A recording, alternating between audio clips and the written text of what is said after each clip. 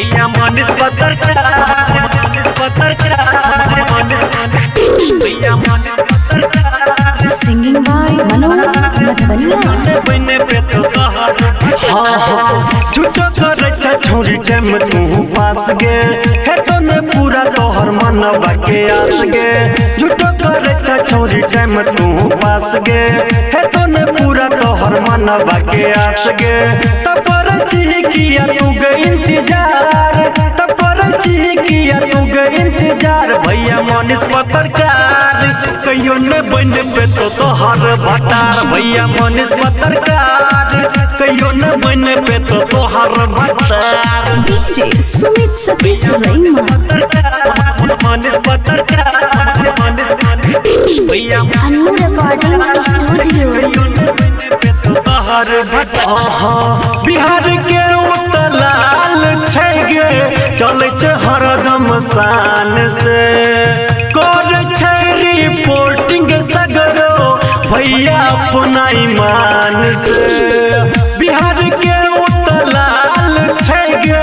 चले छ हरदम शान से करे छै रिपोर्टिंग सगरो भैया अपना ईमान से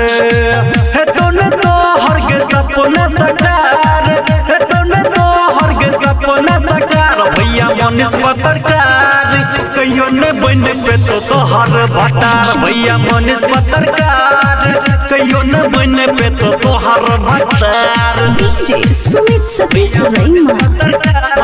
मनीष पत्रकार भैया अन्नू रिकॉर्डिंग स्टूडियो तोहर भटार तोरा सन सन कतेक छौरी लाइन गे मारे छै कहै छौ मनोज मधुबनिया के करो ने तकै छै तोरा सन सन कतेक छौरी लाइन गे मारे छै कहै छौ मनोज मधुबनिया के करो ने तकै छै तू कर जो तोरा राजो गीतकार